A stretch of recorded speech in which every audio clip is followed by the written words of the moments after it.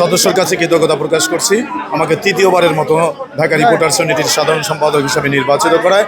আসলে গত বছর আমাদের একটি মটো ছিল উন্নয়নের বছর। আমরা চেষ্টা করেছি সেই উন্নয়ন কার্যক্রম বাস্তবায়নের। এক্ষেত্রে আপনারা জানেন যে আমাদের 44% জমি আমরা উদ্ধার করেছি।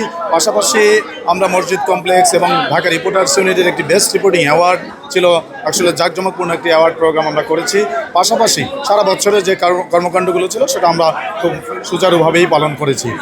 এবছর আমাদের নতুন বছর আমার একটি স্লোগান ছিল স্বাবলম্বী ঢাকা রিপোর্টার্স ইউনিটি করার।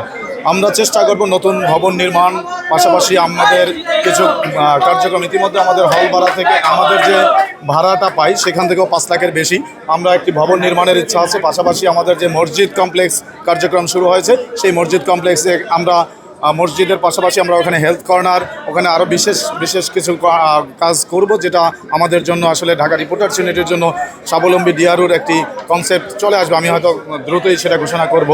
পাশাপাশি যেটা হচ্ছে আমার ইচ্ছা আছে এই বর্তমান কমিটিকে সঙ্গে নিয়ে একটি ডরমেটরি প্রতিষ্ঠা করা, ঢাকা রিপোর্টার্স ইউনিটিতে একটি স্কুল প্রতিষ্ঠা করা, বাচ্চাদের জন্য একটি স্কুল, যাতে সেখানে আমাদের ঢাকা রিপোর্টার্স ইউনিটির সদস্য সন্তানরা বেসিক আসলে ছোট মানে কিন্ডার গার্ডেন টাইপের হোক বা 1 থেকে 5ম শ্রেণী পর্যন্ত সেখানে পড়ালেখার সুযোগটা পায়। বেসিক কাজটা আসলে আপনারা জানেন যে সাংবাদিকদের জন্য আসলে কোনো সরকারই কোনো কিছু করেনি। সো আমরা অনেকটাই অবহেলিত বা বঞ্চিত। আপনারা দেখেন যে প্রত্যেকটা সেক্টরের আলাদা কিছু হসপিটাল আছে, স্কুল আছে, অন্যান্য ইস্যুভিত্তিক অনেক কিছু আছে, শুধুমাত্র সাংবাদিকদের জন্য আসলে কোনো কিছু নেই। সাংবাদিকদের জন্য আপনারা দেখেন আমাদের সরকারি ছুটি 2 দিন, কিন্তু আমাদের ছুটি 1 দিন। সো আমরা সেই দাবিগুলোতেও আমরা আসতেছি। আমাদের পেনশন নেই, আমরা 60 বছরের পরে আমাদের পেনশন নেই। ইনশাল্লাহ আমরা চেষ্টা করবো আগামীতে আমাদের পেনশন কার্যক্রম ত্বরান্বিত করার।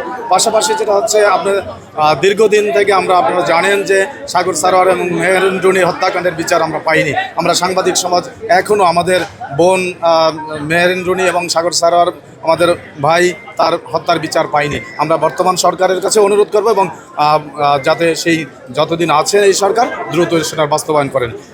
আর আমাদের বর্তমান কমিটির আসলে স্বাবলম্বী ডিআরওর প্রতিষ্ঠা করার ইচ্ছা সেটা আমরা হয়তো দ্রুতই আমরা একটা রোডম্যাপ দিয়ে দেবো ইনশাআল্লাহ। আমরা মনে করি যে আগামীতে ঢাকা রিপোর্টার্স ইউনিটি একটি স্বাবলম্বী সংগঠন হিসাবে প্রতিষ্ঠিত হবে। ধন্যবাদ সবাইকে। আসসালামু আলাইকুম।